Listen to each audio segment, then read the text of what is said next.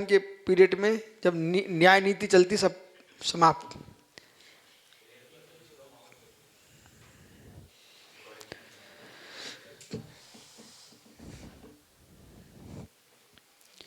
अब नैष्ठिक ब्रह्मचारी की व्याख्या कर रहे हैं यहाँ पर आचार्य सोमदेव सूरी नीति वाक्यामृत में समझा रहे हैं कि जो लोग यूं बोलते हैं निष्पुत्री का चेहरा नहीं देखने का, तो इस प्रकार से लोगों ने बहुत कथाएं लिख के रख दी।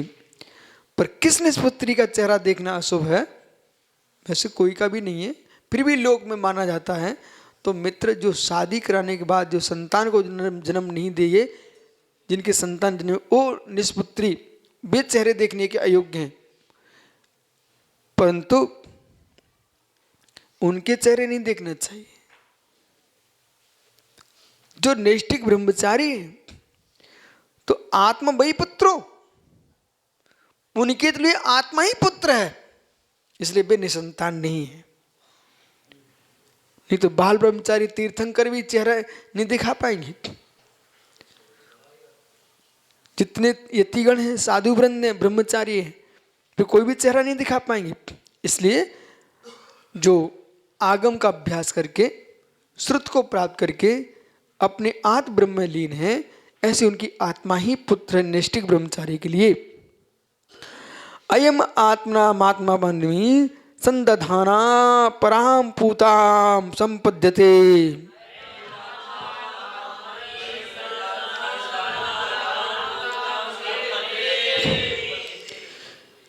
तो यह नैष्ठिक जो ब्रह्मचारी आत्मा के द्वारा, देखो अयम आत्मा आत्मान आत्मनि, आहा, तो आत्माना, तो आत्मा के द्वारा आत्मानम, आत्मा को, आत्मनि, आत्मा में, संधान पराम, जो प्रत्यक्ष करता हुआ, कैसा है? पराम पूताताम, पूत यानी पवित्र विशुद्ध, तो ऐसा अत्यंत विशुद्धि को प्राप्त करता है। कौन?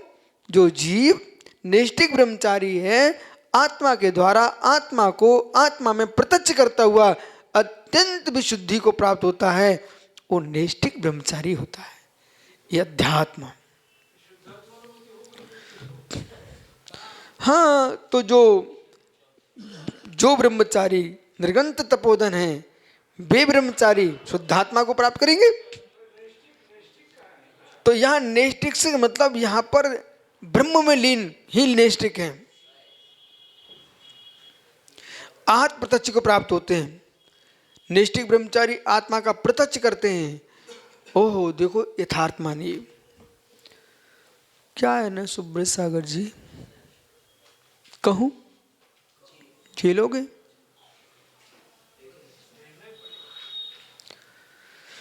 मोक्ष मार्ग में लगने पर दृष्टि बदल जाती है, बिना सिद्धियां पा पाते हैं। न कोई दैविक सिद्धि हो रही है, न कोई शक्ति का जागरण हो रहा है, न कोई वचन सिद्धि हो रही है उनको, न कोई आत्मा का आनंद ले रहा है। वर्तमान का तूफान,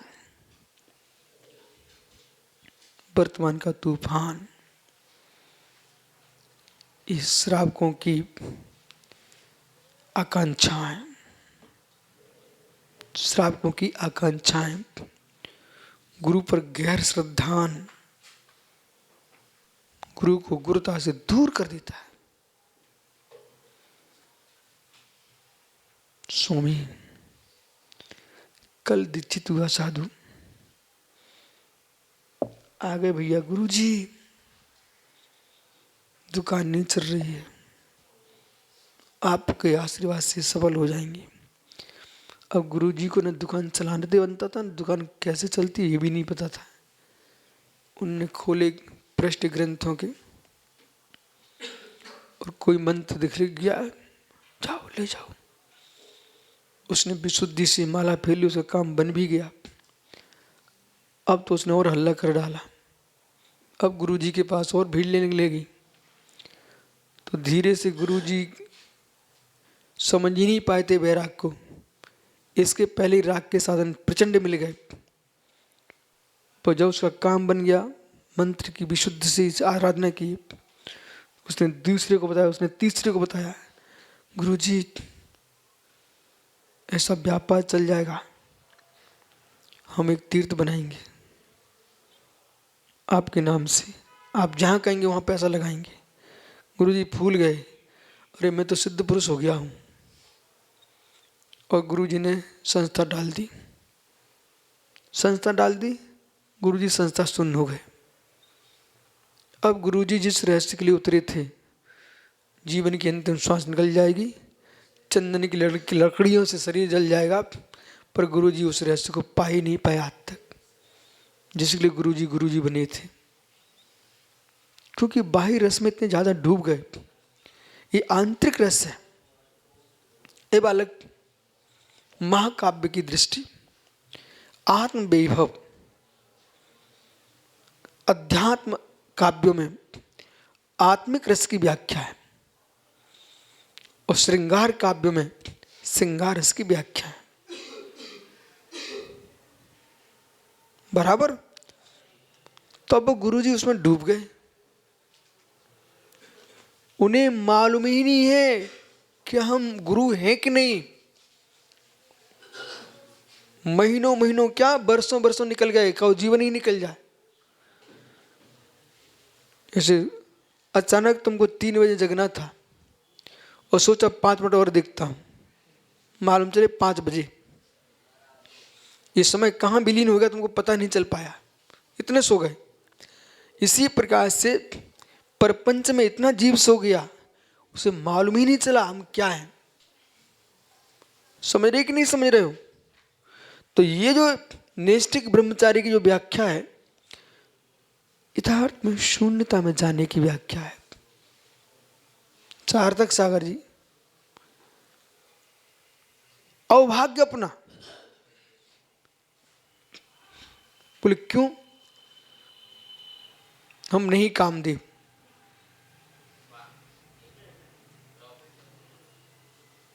हम नहीं कामदेव। जयंत सागर जैसे माना कि बोले मतलब लोग हमसे चिपकते ही नहीं है, उसमें ये नहीं देखना कि क्यों नहीं मेरे पास आए, अवभाग्य मेरा। हम जाएंगे गूढ़ता में अब अंदर, तुम लगे रहो दूसरे में, पर वो दूसरे में लग करके धर्म में लगा रहा है और हम उसे देख करके झुलस रहे हैं, तो तुम तो और खोटे। विषय पकड़ना बराबर। मतलब क्षमताएं भी नहीं है, संकित सागर जी सुन ना बालक, क्षमताएं भी नहीं है और अपन हीन भावना में चले जाए, नहीं, अवभाग्य मेरा।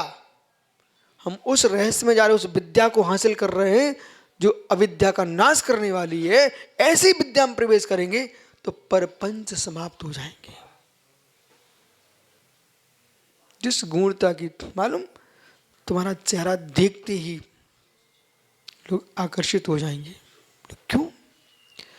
जो बहू घूंघट डाल के चलती है उसके लोग चेहरा देखना चाहते हैं, जो सिर खोल के चलती है उसे अशुभ कहा जाता है। सुबह से आ गई माँ सिर खोल करके, बोले अब सुगुन हो गया, और घूंघट डालने, सिर पे साड़ी रखे हुए है, लोग देखते हैं कितनी सौभाग्य सती स्त्री है। ऐसे ही जो साधक प्रपंचों से दूर रहता है, आकर्षण अपने आप होता है, और जितना तुम कहीं भी बोल दो आकर्षण द्वारा समाप्त है। ये निष्ठिक ब्रह्मचारी, ये है निष्ठिक ब्रह्मचारी।